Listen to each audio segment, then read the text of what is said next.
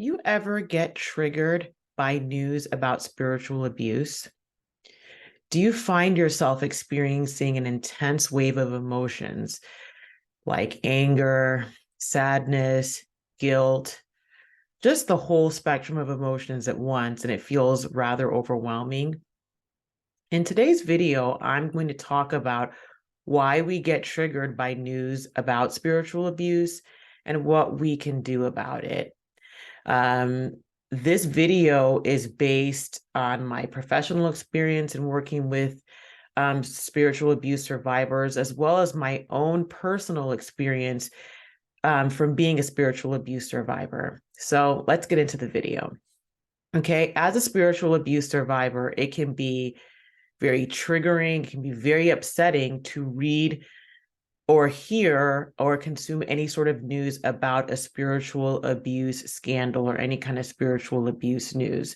Um, and it's really it's completely understandable and normal to feel a wave of different intense emotions and a mix of emotions. So I'm going to describe what can happen to some people. It may not mirror your experience exactly, but while you listen, think about what you can identify with. When hearing news about spiritual abuse, whether you hear it, read about it on social media, whichever way you consume it, you can feel anger. You can feel anger at the alleged perpetrator of the abuse. So anger is one of the emotions that you can feel. You can also feel anxious as you read that news or as you consume that news. It's almost like experiencing a trauma all over again if you experience trauma as a result of your spiritual abuse. So for some people, this can be a re-traumatizing experience for them. Um, there also can be feelings of guilt and shame. You know, sometimes when you read these stories, you'll hear about people that took action against the abuser and it actually resulted in justice. And so for some people, they can feel guilt. They can be like, well, I wish I had done this. I wish my efforts were more successful.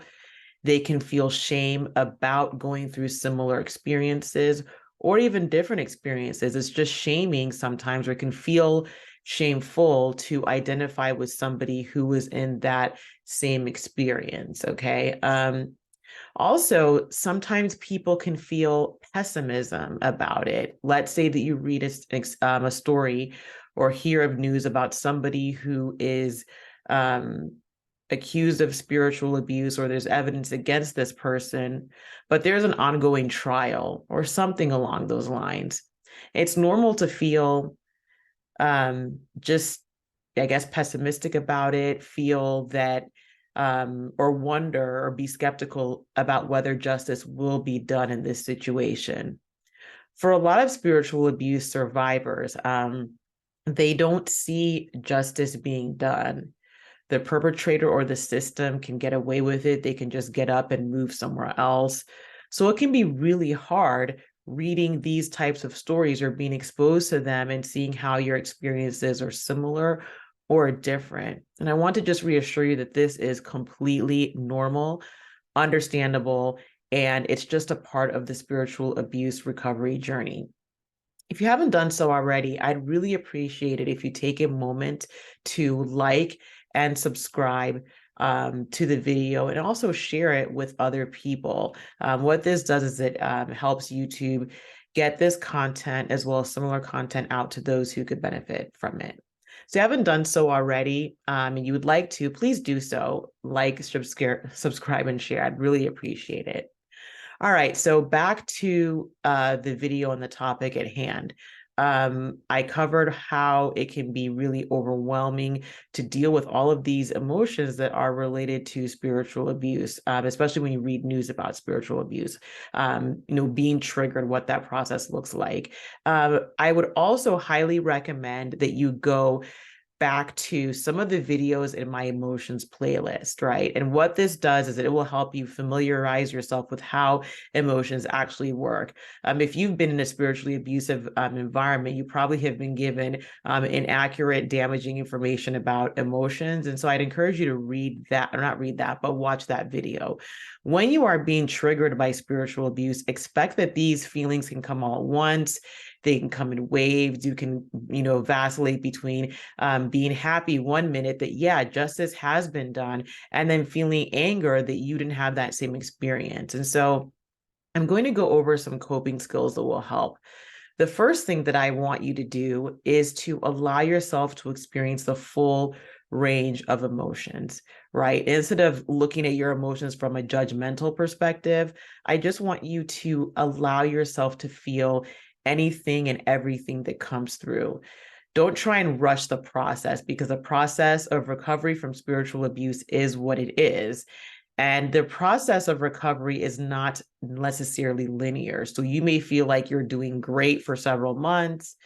You read a story, you're exposed to some kind of spiritual abuse scandal through your media, and you feel like it's just crumbling down on you all over again. And instead of judging yourself, I want you to have compassion for yourself. Self-compassion is really important, especially being a spiritual abuse survivor. So I want you to have compassion for yourself, right? It's easier, I think, for some of us that have been through this to have compassion for a lot of other people that have been through spiritual abuse, but not use that compassion on yourself. So I want you to have compassion for yourself. And if you're interested in self-compassion exercises and just the concept behind it, I won't be going into that in this video, but I'd encourage you to read about self-compassion online. So that's the first thing that I would like for you to do. Don't judge yourself, but have compassion for yourself and for others. The second recommendation I would have is to take a break from social media and actually take a break from reading about it, reading the news about it, and also reading comments about it. I found, particularly in my journey, that it was very painful for me to read comments that were defending somebody who clearly was engaging in spiritually abusive behavior. For me, I felt like the people that were saying this were basically saying that, yeah, the abuse that you went through, it's okay, you deserve it. I don't know, it felt really challenging for me to read those comments, and it still does at times. So I would recommend that you don't, you take a break from social media, right? There are going to be certain channels and certain groups that they think that this type of behavior is okay. They'll say, oh, this is a good person and they just made a mistake. And they'll do a lot of enabling. If you haven't already, I'd also encourage you to watch my video on enablers of spiritual abuse, because that does happen and you can't do anything about people who choose to react this way. What you can do is just avoid engaging with it, right? And I highly recommend not to get in arguments with people on social media or even in person. Right. It's just going to be a waste of time. Prepare yourself to, another tip I have for you is prepare yourself to hear a lot of invalidating comments online and in person. People may say things to you such as, well, just get over it. It happened already. You need to forgive and you need to heal. You need to do so, right now. Forgiveness and healing, they are a part of the process, but it sometimes, coming from certain people and the way they say it, it can be very insensitive. It's almost as if this is not a big deal. Get over it. Your pain about this is making me and other people uncomfortable, right? And so you want to be really careful who you process this with. If you don't have this already, I'd really encourage you to work on building a support network that is independent of your spiritually abusive system. So think about people that you can connect with. If you don't have that, then just journal about it. I think that can also be very helpful, but you don't want to engage or try and convince other people. The other thing you can do is that think about what some of the actions that you can take that are available to you. You might decide that you may be kind of on the fence about leaving your spiritually abusive environment if you are in one already. And reading an article like this may just be the catalyst that you need to begin the process of leaving. And so I would definitely recommend that to you if you have not done so already, is to try and figure out, just try and even make a plan. It's a lot to do everything at once. So I would say, make a plan. If you are in an abusive environment already, maybe you can take some cues from the stories that you read or the news that you read and say, what, this is going to be my catalyst or my prompt to start taking some action. Another step I would recommend is that you may feel a lot of pent up energy, right? Or you feel like I have to do something. And sometimes we misplace that in arguing or trying to convince the wrong people about spiritual abuse. What I would recommend to do instead is to use that energy, use that whatever you feel, anger and things like that, in a more productive manner. And that might be in advocating for others who have been through spiritual abuse or taking some sort of action, right? And it's up to you to determine what that action is. But I found that, that for many people, including myself, who've been through experiences like this, we want to speak up for other people. At that time, we didn't have anybody speaking up for us. So we want to do that for other people. And it might just be something as simple as reaching out to someone that who's been through something similar, just checking with them about how they're doing.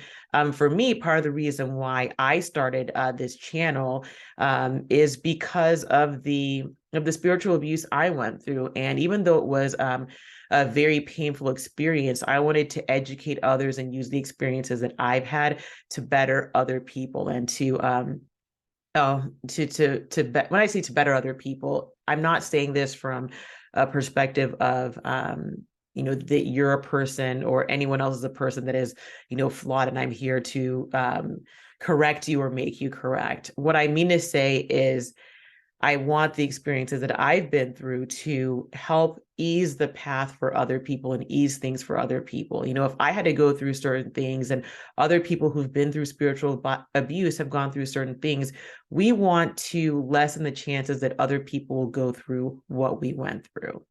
And so use that energy again to try and do something that is going to be beneficial to you and beneficial to other people. Okay, so just to summarize all the points that I made in this video, when you are exposed to spiritual abuse scandal news or just any kind of news surrounding spiritual abuse, be prepared because you're going to experience a lot of emotions and it can be re-traumatizing for a lot of people. To cope with this, I would, say allow yourself to feel the full range of emotions, and then also go to my emotions playlist on my channel, and it will also give you some other ways to cope with this. And also the second big takeaway is just to prepare yourself from insensitive and hurtful comments from other people in person and online. To understand more about why this happens, watch my video on enablers of spiritual abuse. Okay, but don't waste your energy going back and forth with these people online or even in person. Instead, use that energy to, number one, have compassion for yourself as much as you have for other people that have been through this. Don't judge yourself, but use that to do something that will benefit you and others, right? It could be something as simple as creating a plan to leave a spiritually abusive environment, or taking one step in that direction, or being involved in advocacy and support for others. And it's very important. It's crucial that if you haven't done so already, build a network of people that are supportive and understanding. Okay, so I would love to hear from you in the comment section. Have you ever been triggered by news of a spiritual abuse scandal? And what were some things that you went through? And I'd really love to hear from you. What are other tips that you would recommend to others? Part of why I created this channel was to create a community that is going to be supportive of one another, especially those who are going through the process of spiritual abuse and are trying to leave, or those who have already left but are still dealing with the ramifications of this. So please drop some comments in the comment section about your experience with this, what it was like, and what you would recommend for others, okay? And to start your recovery journey from spiritual abuse, head on over to my website, skillsetcounseling.com, or you can click the link in the description box to schedule your free consultation. Okay. I hope you have a wonderful day that is filled with peace. Bye-bye.